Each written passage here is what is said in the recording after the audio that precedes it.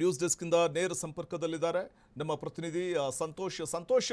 ಒಂದು ಕಡೆ ವಿಜಯ್ ಅವರು ಈಗಾಗಲೇ ಸರ್ಕಾರ ರಚನೆಗೆ ತಮ್ಮ ಹಕ್ಕನ್ನು ಮಂಡಿಸುವಂತ ಒಂದು ಪ್ರಕ್ರಿಯೆಗೆ ಯಾವ ರೀತಿ ಮುಂದಾಗಿರುವಂಥದ್ದು, ಅದರ ಜೊತೆಗೇನೆ ಬಹುಮತ ಸಾಬೀತುಪಡಿಸಬೇಕು ಅಂತಂದಾಗ ಸರ್ಕಾರ ರಚನೆಗೆ ಇನ್ನೂ 10 ಸಂಖ್ಯಾಬಲ ಕಮ್ಮಿ ಇದೆ, 118ಕ್ಕೆ ಆ ಮ್ಯಾಜಿಕ್ ಸಂಖ್ಯೆ ರೀಚ್ ಮಾಡಲಿಕ್ಕೆ. ಇದನ್ನೇ ಹೇಗೆ ನಿಭಾಯಿಸ್ತಾರೆ ಅನ್ನುವಂಥದ್ದು ಮತ್ತು ಟಿವಿಕೆ ಪಕ್ಷದ ಶಾಸಕಾಂಗ ಪಕ್ಷದ ನಾಯಕನನ್ನಾಗಿ ಆಯ್ಕೆ ಮಾಡುವಂಥ ಪ್ರಕ್ರಿಯೆಯಲ್ಲಿ ಯಾವ ರೀತಿ ನಡೀತು ಅಂತ. ವಸಂತ್ ಕುಮಾರ್, ಈಗಾಗಲೇ ತಮಿಳುನಾಡು ರಾಜ್ಯ ರಾಜಕಾರಣದ ಫಲಿತಾಂಶ ಈಗಾಗಲೇ ಬೆಳಕಿಗೆ ಬಂದಿರುವಂಥದ್ದು. ಈಗ ಬಹುಮುಖ್ಯವಾಗಿ ನಾವು ನೋಡಿದಾಗ ಸರ್ಕಾರ ರಚನೆ ವಿಚಾರ ಬರುತ್ತೆ. ಈಗ ಟಿವಿಕೆ ಪಕ್ಷ ಭರ್ಜರಿಯಾಗಿ ಗೆಲುವನ್ನು ಸಾಧಿಸಿತು. ಸರಿಸುಮಾರು 108 ಸ್ಥಾನಗಳಲ್ಲಿ ಅವರ ಶಾಸಕರು ಗೆಲುವನ್ನು ಸಾಧಿಸಿದ್ದಾರೆ. ಹೀಗಾಗಿ ಈಗ ನಟ ವಿಜಯ್ ಅವರು ಈಗಾಗಲೇ ರಾಜ್ಯಪಾಲ ವಿಶ್ವನಾಥ್ ಅರ್ಲೇಕರ್ ಅವರಿಗೆ ಇಮೇಲ್ ಮೂಲಕವಾಗಿ ಸರ್ಕಾರ ರಚನೆ ಮಾಡೋದಕ್ಕೆ ತಮ್ಮ ಹಕ್ಕು ಮಂಡಿಸಿದ್ದಾರೆ. ಜೊತೆಗೆ ಸರ್ಕಾರ ರಚನೆ ಮಾಡೋದಕ್ಕೆ ಅವಕಾಶ ಮಾಡಿಕೊಡ್ಬೇಕು ಅಂತ ಇಮೇಲ್ ಮೂಲಕ ಅವರಿಗೆ ತಿಳಿಸಿದ್ದಾರೆ. ಇನ್ನೇನವರು ರಾಜ್ಯಪಾಲರ ಕಚೇರಿಗೂ ಕೂಡ ತೆರಳಬಹುದು. ನಾಳೆ ರಾಜ್ಯಪಾಲರ ಕಚೇರಿಗೆ ನೇರವಾಗಿ ತೆರಳಿ ತಮ್ಮ ಹಕ್ಕು ಮಂಡಿಸುವಂತಹ ಸಾಧ್ಯತೆ ಇದೆ. ಆದರೆ ಇದಕ್ಕಿಂತ ಮುಂಚೆ ನಡೆಯಬೇಕಾಗಿರುವಂತಹ ಕೆಲವೊಂದು ಬದಲಾವಣೆಗಳು, ಕೆಲವೊಂದು ಪ್ರಮುಖವಾಗಿರುವಂತಹ ಬೆಳವಣಿಗೆಗಳು ಅದೇನು ಅಂತಂದರೆ, ಯಾರ ಜೊತೆ ಮೈತ್ರಿ ಮಾಡಿಕೊಳ್ಬೇಕು ಅನ್ನುವಂತಹ ವಿಚಾರ ಒಂದು ಕಡೆ. ಈಗಾಗಲೇ MK ಸ್ಟಾಲಿನ್ ಅವರು ತಮ್ಮ CM ಸ್ಥಾನಕ್ಕೆ ರಾಜೀನಾಮೆಯನ್ನು ಕೊಟ್ಟಿದ್ದಾರೆ. ಹೀಗಾಗಿ CM ಸ್ಥಾನಕ್ಕೆ ತೆರವಾಗಿರುವಂತಹ ಸ್ಥಾನಕ್ಕೆ ಬಹುತೇಕವಾಗಿ ನಟ ವಿಜಯ್ ಅವರು CM ಆಗಿ ವಿರಾಜಮಾನ ಆಗ್ತಾರೆ ಅನ್ನುವಂತಹ ವಿಚಾರ ಈಗಾಗಲೇ ಸ್ಪಷ್ಟವಾಗಿದೆ. ಆದರೆ ನಿನ್ನೆಯಿಂದಲೂ ಕೂಡ ಸಾಕಷ್ಟು ಕಸರತ್ತು ನಡೀತಾ ಇದೆ ಈಗಾಗಲೇ ತಮಿಳುನಾಡಿನಲ್ಲಿ. ಅಂದರೆ ಮೈತ್ರಿ ವಿಚಾರಕ್ಕೆ ಸಂಬಂಧಪಟ್ಟಂತೆ ತೀವ್ರವಾಗಿ ಬೆಳವಣಿಗೆಗಳು ಆಗ್ತಾ ಇದೆ. ಒಂದು ಕಡೆ AIADMK ಕೂಡ ಪ್ರಯತ್ನವನ್ನು ಮಾಡ್ತಾ ಇದೆ. DMK ಪಕ್ಷ ಸಹಜವಾಗಿ ಬರೋದಿಲ್ಲ. 59 ಸ್ಥಾನಗಳಲ್ಲಿ ಗೆಲುವನ್ನು ಸಾಧಿಸಿದರೂ ಕೂಡ ಅದು TVK ಪಕ್ಷದ ಜೊತೆಗೆ ಬರುವಂಥದ್ದು ಅಸಾಧ್ಯದ ಮಾತು. ಯಾಕಂದರೆ ಅವರು ಕೊಟ್ಟಂತಹ ಸಮಸ್ಯೆಗಳು, ಅವರು ಮಾಡಿದಂತಹ ಸಮಸ್ಯೆಗಳು, ಅವರು ಕೊಟ್ಟಂತಹ ಕಷ್ಟಗಳು ಒಂದೆರಡಲ್ಲ. ಅವರು ವೈಯಕ್ತಿಕವಾಗಿ ಕೂಡ ತೀವ್ರವಾಗಿ ನಿಂದನೆಯನ್ನು ಮಾಡಿದ್ರು ನಟ ವಿಜಯ್ ಅವರ ಬಗ್ಗೆ. ಹೀಗಾಗಿ ಅವರ ಜೊತೆ ಮೈತ್ರಿ ಅಸಾಧ್ಯದ ಮಾತು. ಹೀಗಾಗಿ AIADMK BJP ಜೊತೆಗೆ ಮೈತ್ರಿ ಮುರ್ಕೊಂಡು ಇಲ್ಲಿ TVK ಪಕ್ಷದ ಜೊತೆಗೆ ಮೈತ್ರಿ ಮಾಡಿಕೊಳ್ಳುತ್ತೆ, ಕೆಲವು ಸಚಿವ ಸ್ಥಾನಗಳನ್ನು ಪಡ್ಕೊಳ್ಬಹುದು ಅನ್ನುವಂತಹ ಮಾತುಗಳು ಆರಂಭದಲ್ಲಿ ಕೇಳಿಬಂದಿತ್ತು ನಿನ್ನೆ. ಆದರೆ ಅದಾದ ನಂತರದಲ್ಲಿ ಸಾಯಂಕಾಲದ ಹೊತ್ತಿಗಾಗಲೇ ಅವರ ತಂದೆಯವರು ಈ ವಿಚಾರಕ್ಕೆ ಸಂಬಂಧಪಟ್ಟಂತೆ, ಅಂದರೆ ನಟ ವಿಜಯ್ ಅವರ ತಂದೆಯವರು ಮಾಧ್ಯಮಗಳಿಗೆ ಮಾತನಾಡಿದಂತಹ ಸಂದರ್ಭದಲ್ಲಿ ಕಾಂಗ್ರೆಸ್ಗೆ ನಾವು ಬಲ ತುಂಬ್ತೀವಿ, ಕಾಂಗ್ರೆಸ್ ನಮ್ಮ ಜೊತೆಗೆ ಬರಬೇಕು, ನಮ್ಮ ಜೊತೆ ಸರ್ಕಾರವನ್ನು ರಚನೆ ಮಾಡಿಕೊಳ್ಳೋದ್ರಲ್ಲಿ ಕೈ ಜೋಡಿಸಬೇಕು ಅನ್ನುವಂತಹ ವಿಚಾರವನ್ನು ಅವರು ಸ್ಪಷ್ಟಪಡಿಸಿದ್ರು. ನಿನ್ನೆ ಸಾಯಂಕಾಲ ಎಲ್ಲವೂ ಕೂಡ ಕ್ಲಿಯರ್ ಆಗಿತ್ತು. ಅಧಿಕೃತವಾಗಿ ವಿಚಾರ ಆಚೆ ಬೀಳೋದು ಮಾತ್ರ ಬಾಕಿ ಇತ್ತು. ಇವತ್ತು ರಾಹುಲ್ ಗಾಂಧಿ ಅವರು ಕೂಡ ನಟ ವಿಜಯ್ ಅವರ ಜೊತೆಯಲ್ಲಿ ಫೋನ್ ಸಂಪರ್ಕದಲ್ಲಿ ಮಾತನಾಡಿದ್ದಾರೆ ಎನ್ನುವಂತಹ ಮಾತುಗಳು ಕೂಡ ಕೇಳಬರುತ್ತಾ ಇದೆ. ಯಾಕಂದರೆ ಈ ಹಿಂದೆಯೂ ಕೂಡ ರಾಹುಲ್ ಗಾಂಧಿ ಅವರ ಬಗ್ಗೆ ಒಳ್ಳೆ ಅಭಿಪ್ರಾಯವನ್ನು ವ್ಯಕ್ತಪಡಿಸಿದ್ರು ನಟ ವಿಜಯ್ ಅವರು. ಅದಾದ ನಂತರದಲ್ಲೂ ಕೂಡ ರಾಹುಲ್ ಗಾಂಧಿ ಅವರನ್ನ ನೇರವಾಗಿ ಭೇಟಿಯಾಗಿ ಮಾತುಕತೆ ಕೂಡ ನಡೆಸಿದ್ರು. ಆದರೆ ಆ ಸಂದರ್ಭದಲ್ಲಿ ಕಾಂಗ್ರೆಸ್ಸು ಅದು ಯಾವ ಒಂದು ಲೆಕ್ಕಾಚಾರಗಳನ್ನು ಇಟ್ಕೊಂಡು ತಳ್ಳಿ ಹಾಕಿತ್ತು ಏನೋ ಗೊತ್ತಿಲ್ಲ. ಆದರೆ ಕಾಂಗ್ರೆಸ್ಗೂ ಕೂಡ ಈಗ TVK ಪಕ್ಷ ಅನಿವಾರ್ಯ ಆಗ್ತಾ ಇದೆ. ಯಾಕಂದರೆ 5 ಸ್ಥಾನಗಳಲ್ಲಿ ಮಾತ್ರ ಗೆದ್ದಿದೆ ಕಾಂಗ್ರೆಸ್ಸು. ಇತ್ತ AIADMK ಎರಡೂ ಸೇರಿ ಸರ್ಕಾರ ಮಾಡಿದ್ರೂ ಕೂಡ ಕಾಂಗ್ರೆಸ್ ಪಕ್ಷ ಎಲ್ರಿಗೂ ಕೂಡ ಈಗ ಅನಿವಾರ್ಯವಾಗ್ತಾ ಇದೆ ತಮಿಳುನಾಡಿನಲ್ಲಿ. ಹೀಗಾಗಿ ಒಂದು ಕಡೆ ಕಾಂಗ್ರೆಸ್ನ 5 ಒಂದು ಸ್ಥಾನಗಳು, ಮತ್ತೊಂದು ಕಡೆ CPIM CPI ನಂತಹ 2 ಪಕ್ಷಗಳೇನಿದ್ದಾವೆ, 2 ಪಕ್ಷಗಳು ಕೂಡ 2 ಸ್ಥಾನಗಳನ್ನು ಗೆದ್ದಿದ್ದಾವೆ.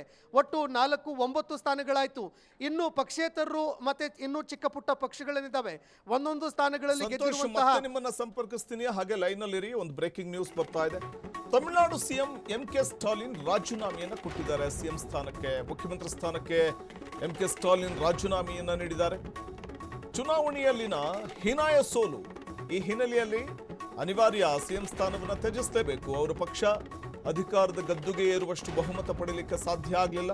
ಗವರ್ನರ್ ರಾಜೇಂದ್ರ ವಿಶ್ವನಾಥ್ ಅರ್ಲೇಕರ್ ಕಚೇರಿಗೆ ಪತ್ರ ಕೂಡ ಬರೆದಿದ್ದಾರೆ. ನಟ ವಿಜಯ್ TVK ಪಕ್ಷದ ಎದುರು DMK ನಾಯಕ ಸೋತಿರುವಂಥದ್ದು ಅಥವಾ DMK ಪಕ್ಷ ಸೋತಿರುವಂಥದ್ದು. ಇನ್ನು ಮುಂದೆ ವಿರೋಧ ಪಕ್ಷವಾಗಿ DMK ಕಾರ್ಯವನ್ನು ನಿರ್ವಹಿಸುತ್ತಿದೆ. TVK 108 ಕ್ಷೇತ್ರಗಳಲ್ಲಿ ಗೆಲುವನ್ನು ಕಂಡ್ರೆ, ಮತ್ತೊಂದು ಕಡೆ DMK ಆ ಒಂದು ಹೆಚ್ಚಿನ ಸ್ಥಾನವನ್ನು ಗಳಿಸುವಲ್ಲಿ ವಿಫಲವಾಗಿತ್ತು. ಅನಿವಾರ್ಯವಾಗಿ ವಿರೋಧ ಪಕ್ಷದಲ್ಲಿ ಕೂತ್ಕೊಳ್ಳುವಂಥ ಒಂದು ಪರಿಸ್ಥಿತಿ. ಮತ್ತೊಂದು ಕಡೆ ಸಂತೋಷ್, ಈಗಾಗಲೇ ಮುಖ್ಯಮಂತ್ರಿ ಸ್ಥಾನಕ್ಕೆ ಸ್ಟಾಲಿನ್ ರಾಜೀನಾಮೆಯನ್ನು ಕೊಟ್ಟಿರುವಂಥದ್ದು. ಇದರ ಬೆನ್ನಲ್ಲೇ ಈಗ ತಮ್ಮ ಹಕ್ಕನ್ನು, ಸರ್ಕಾರ ರಚನೆಗೆ ತಮ್ಮ ಹಕ್ಕನ್ನು ಮಂಡಿಸುವಂಥ ಒಂದು ಪ್ರಕ್ರಿಯೆಗೆ ಯಾವ ರೀತಿ ಮುಂದಾಗ್ತಾರೆ. ತಾವು ಹೇಳ್ತಾ ಇದ್ರಿ, ಬಹುಮತದ ಕೊರತೆ ಇರೋದ್ರಿಂದಾಗಿ ಯಾರ ಜೊತೆ ಹೋಗ್ತಾರೆ ಅನ್ನುವಂಥ ಕುತೂಹಲ ಇದೆ TVK ಮುಖ್ಯಸ್ಥರು.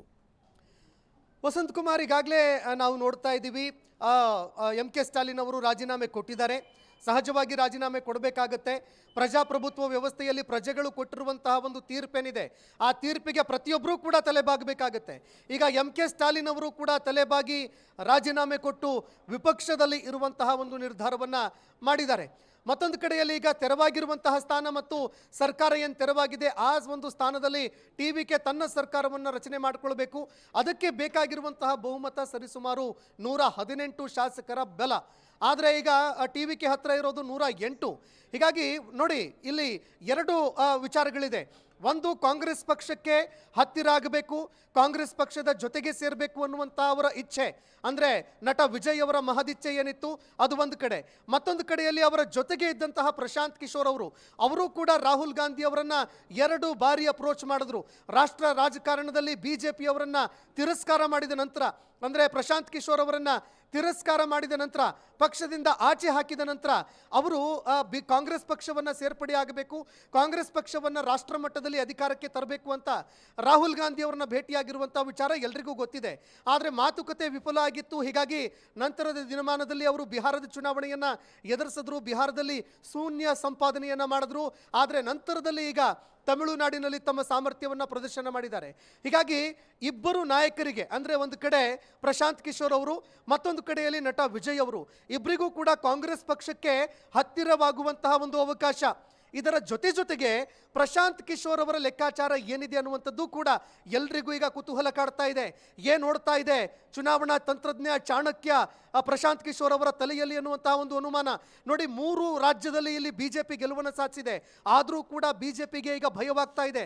ಅದಕ್ಕೆ ಪ್ರಮುಖ ಕಾರಣ ಏನು ಅಂತಂದರೆ ವಸಂತ್ ಕುಮಾರ್, ಈಗ ಟಿವಿಕೆ ಪಕ್ಷವನ್ನ ರಾಷ್ಟ್ರೀಯ ಪಕ್ಷವನ್ನಾಗಿ ಮಾಡೋದಕ್ಕೆ ಪ್ರಶಾಂತ್ ಕಿಶೋರ್ ಅವರು ಮುಂದೆ ಯೋಚನೆಯನ್ನ ಮಾಡ್ತಾ ಇದ್ದಾರೆ ಅನ್ನುವಂತಹ ಮಾತುಗಳು ಕೇಳಿಬರ್ತಾ ಇದೆ.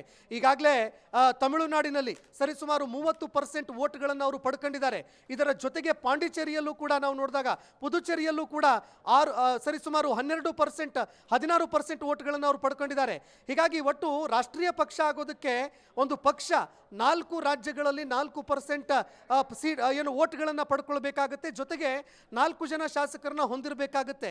ಹೀಗಾಗಿ ಬಹಳಷ್ಟು ವೇಗವಾಗಿ ರಾಷ್ಟ್ರೀಯ ಪಕ್ಷವಾಗಿ ಹೊರಹೊಮ್ಮೋದಕ್ಕೆ ಟಿವಿಕೆ ಪಕ್ಷ ಹೋಗ್ತಾ ಇದೆ ಅಂತ ಹೇಳಿದರೂ ಕೂಡ ತಪ್ಪಾಗ್ಲಿಕ್ಕಿಲ್ಲ. ಜೊತೆಗೆ ಇನ್ನೂ ಕೆಲವು ತಂತ್ರಜ್ಞರು ಹೇಳ್ತಾ ಇರುವಂತಹ ಮಾತುಗಳೇನಂತಂದ್ರೆ, ಏನು ಜನಸ್ವರಾಜ್ ಪಕ್ಷ ಏನಿದೆ ಅದನ್ನೂ ಕೂಡ ಟಿವಿಕೆ ಜೊತೆಗೆ ತರಬಹುದು ಪ್ರಶಾಂತ್ ಕಿಶೋರ್ ಅವರು ಅನ್ನುವಂತಹ ಮಾತುಗಳು ಕೇಳ್ಬರ್ತಾ ಇದೆ. ಹೀಗಾಗಿ ಒಂದು ವೇಳೆ 11 ಜನ ಸಂಸದರನ್ನ ಏನಾದರೂ ಈ ಪಕ್ಷ ಹೊಂದಿದ್ದೇ ಆದರೆ ಆಗ ರಾಷ್ಟ್ರೀಯ ಪಕ್ಷವಾಗಿ ಅಧಿಕೃತವಾಗಿ ಹೊರಹೊಮ್ಮತ್ತೆ. ಹೀಗಾಗಿ ಎಲ್ಲ ಲೆಕ್ಕಾಚಾರಗಳು ಕೂಡ, ಒಂದು ಕಡೆ ಸರ್ಕಾರವು ರಚನೆಯಾಗಬೇಕು, ಮತ್ತೊಂದು ಕಡೆಯಲ್ಲಿ ರಾಷ್ಟ್ರೀಯ ಪಕ್ಷವಾಗಿಯೂ ಕೂಡ ಹೊರಹೊಮ್ಮಬೇಕು. ಇದಕ್ಕೆ ಎಲ್ಲ ರೀತಿಯ ಸಿದ್ಧತೆಗಳನ್ನು ಮಾಡಿಕೊಂಡಿದೆ ಅಂತ ಹೇಳಲಾಗ್ತಾ ಇದೆ. ವಸಂತ್ ಕುಮಾರ್, ಧನ್ಯವಾದ ಸಂತೋಷ್ ತಮ್ಮೆಲ್ಲ ಮಾಹಿತಿಗಾಗಿ.